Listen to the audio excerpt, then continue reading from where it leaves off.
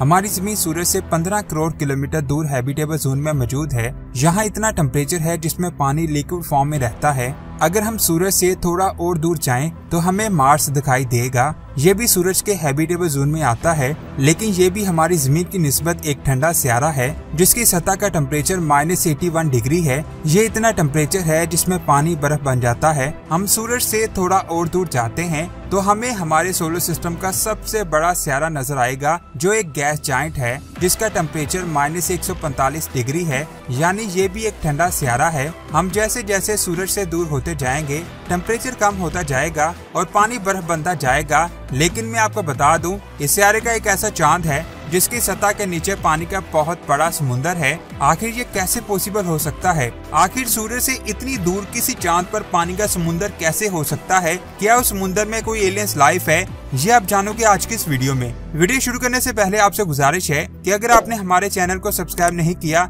तो जल्दी से सब्सक्राइब करने के साथ साथ हमारी वीडियोस को लाइक और शेयर जरूर करें। मैं बात कर रहा हूँ यूरोपा की। ये हमारे सोलर सिस्टम का छठा और जुपिटर का चौथा सबसे बड़ा चांद है जिसकी सतह का टेम्परेचर -190 डिग्री है। लेकिन आप ये जानकर बहुत ज्यादा हैरान होंगे कि इसकी सतह के नीचे पानी का बहुत बड़ा समुंदर मौजूद है। आखिर ये कैसे पॉसिबल हो सकता है?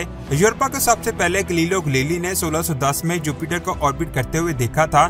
जुपिटर के 79 मून्स हैं जिनमें यूरोपा सबसे ज्यादा खास है। इसके एटमॉस्फेयर में ऑक्सीजन मौजूद है जिसकी वजह से हम इंसान वहां सांस नहीं ले सकते। इसकी सतह बर्फ से बनी हुई है जिसे आइसी क्रस्ट कहते हैं और इसी क्रस्ट के नीचे पानी का बहुत बड़ा समुंदर हो सकता है जिसका पता 2018 में हबल टेलीस्कोप ने लगाया था। हबल ने यहाँ पर पानी के झरनों को देखा था और मैं आपको बता दूं, झरने हमेशा पानी वाली जगह पर ही बनते हैं। ये झरने इसकी सतह के नीचे मौजूद समुंदर से बनते हैं, यानी वहाँ पर पानी का बहुत बड़ा समुंदर हो सकता है। अगर हम इन गाजर से निकलने वाले पानी के सैंपल ले सकें तभी हम यूरोपा के नीचे छुपे हुए समुंदर के बारे में जान पाएंगे। इसे एक्सप्लेन करने के लिए साइंसदानों ने नासा के गैलीलियो स्पेसक्राफ्ट मिशन के इमेज और डेटा की मदद से एक मॉडल को तैयार किया जिससे ये पता चल सके कि कैसे ठंड और प्रेशर के कॉम्बिनेशन से वोल्केनो इरप्शन हो सकता है, जिसे आइस वोल्केनो इरप्शन भी कहते हैं।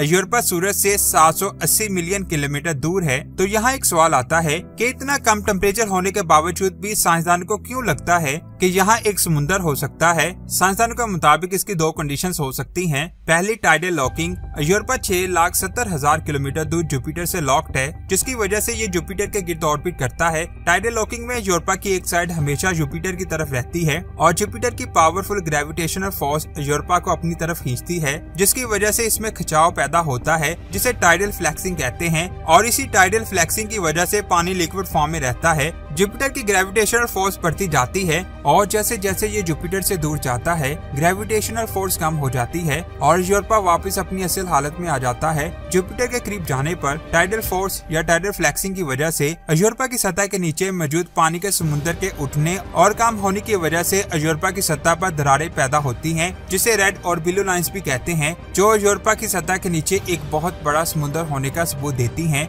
दूसरी कंडीशन ये है कि लाखों साल पहले एक एस्टेरॉयड यूरोपा से टकराया था जिसकी वजह से यहाँ पर ये क्रैक बने और इसके धमाके से बहुत ज्यादा हीट पैदा हुई जिसकी वजह से यूरोपा की सारी बर्फ पिघल गई। लेकिन वक्त के साथ साथ टेम्परेचर ठंडा होता गया और इस चांद की ऊपर वाली सतह एक बार फिर से आहिस्ता आहिस्ता जम गई, लेकिन यूरोपा की सतह के नीचे वाली बर्फ दोबारा से नहीं जम पाई जिसकी वजह से वहाँ पर एक बहुत बड़ा समुद्र बन गया जो आज भी मौजूद है। इसके पानी में सॉल्ट की मकदार बहुत ज्यादा है जिसकी वजह से ये समुद्र दोबारा नहीं जम सका और इसी वजह से यूरोपा के ऊपर वाली सतह ही जम सकी। लेकिन कई साइंसदानों के मुताबिक यूरोपा की सतह के नीचे कुछ नहीं है। उनके मुताबिक जब ऊपर वाली सतह की बर्फ पिघलकर किसी दूसरे आइस के पार्ट से टकराती है तो टेम्परेचर डिफरेंट हो जाता है जिसकी वजह से वो पानी बहुत ज्यादा फोर्स के साथ इजेक्ट हो जाता है और इस तरह यूरोपा की सतह पर गाइजर्स बनते हैं जिसकी वजह से हमें यहाँ पर लाइफ के सबूत नहीं मिलेंगे। University of Texas for geophysics के एक डॉक्टर के मुताबिक गैलीलियो स्पेसक्राफ्ट ने यूरोपा के इस हाइपोथेटिकल मॉडल को समझने के लिए हमें जो इन्फॉर्मेशन भेजी टेक्नोलॉजी है वो काफी नहीं है।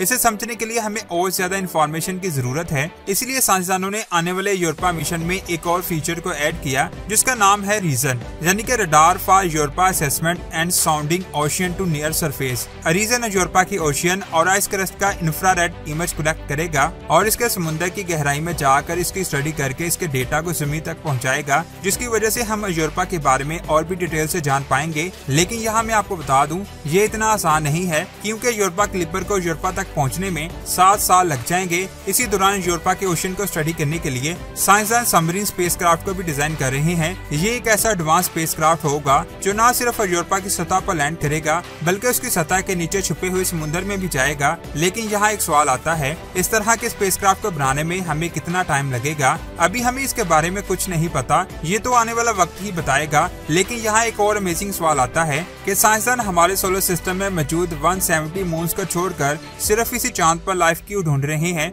यूरोपा की सतह जुपिटर के दूसरे मून्स गैनीमेड और कैलिस्टो से काफी मिलती जुलती है। यहाँ तक कि सैटर्न के सबसे बड़े चांद एनसीलेडस पर भी झरने मौजूद हैं। मगर सिर्फ पानी का मौजूद होना ही लाइफ की पॉसिबिलिटी के लिए काफी नहीं है, बल्कि कई और बहुत सारे फैक्टर्स हो सकते हैं, जिनमें से एक फैक्टर इस चांद पर मौजूद है। ये फैक्टर है यूरोपा का ओशन उसके सी फ्लोर और कोर से कनेक्टेड है और हमारी जमीन के समुद्र भी सी फ्लोर और कोर से कनेक्टेड हैं। जब आप हमारी जमीन के समुद्र की सतह को स्टडी करेंगे तो आपको ये पता चलेगा कि समुद्र में रहने वाले तमाम जानदार समुद्र के ऊपर नहीं बल्कि समुद्र की सतह के पास जिंदा रहते हैं। आप जैसे जैसे समुद्र की सतह से दूर जाते जाएंगे वैसे ही आपको फिश और दूसरे जानदार कम दिखाई देंगे। तो शायद ऐसा हो सकता है कि यूरोपा के ओशन की सतह पर एलियन लाइफ मौजूद हो। इस एलिमेंट को देखें जो इस चांद पर पाया गया है। लेकिन यहाँ एक सवाल आता है कि ये एलिमेंट यूरोपा की सतह पर कैसे पहुंचा? जब बहुत सारे एस्टेरॉयड इस चांद से टकराए थे तो हो सकता है ये एलिमेंट्स इनमें मौजूद हों। जमीन पर हाइड्रोथर्मल विंड्स के बारे में आपने सुना होगा। हाइड्रोथर्मल विंड्स आमतौर पर समुद्र में एक्टिव वोल्केनो वाली जगह पर पाए जाते हैं और ये समुद्र की सतह पर गाइजर्स की तरह काम करते हैं। ये विंड्स समुद्र के नीचे एक इकोसिस्टम की तरह काम करते हैं जिसमें सूरज की कोई रोशनी की जरूरत नहीं होती। हमारी जमीन पर ये हाइड्रोथर्मल विंड्स समुद्र की सतह पर गर्म स्प्रिंग की तरह होते हैं। यहाँ गर्म पानी जमीन की क्रस्ट की वजह से ऊपर उठता रहता है जिसमें बहुत ज्यादा एलिमेंट्स मौजूद होते हैं। पानी में मौजूद लाइफ इन्हीं एलिमेंट्स की वजह से जिंदा रह पाती है। तो इसी तरह हो सकता है यूरोपा के समुद्र में भी एलियन लाइफ मौजूद हो। लेकिन ये सब अभी थ्योरीज हैं और यूरोपा में लाइफ की मौजूदगी को साबित करने के लिए हमें और ज्यादा इन्फॉर्मेशन की जरूरत होगी, जिसके लिए हम इस स्पेसक्राफ्ट को इस चांद पर भेज रहे हैं। आपको क्या लगता है नीचे कमेंट्स करके जरूर बताएं। अगर वीडियो अच्छी लगी तो लाइक करने के साथ साथ अपने फ्रेंड्स के साथ जरूर शेयर करें और ऐसी ही स्पेस के अमेजिंग वीडियो को देखने के लिए हमारे चैनल स्पेस वर्ल्ड को सब्सक्राइब करके बेल आइकन को प्रेस करें। अपना बहुत सारा ख्याल रखें। खुदा हाफिज।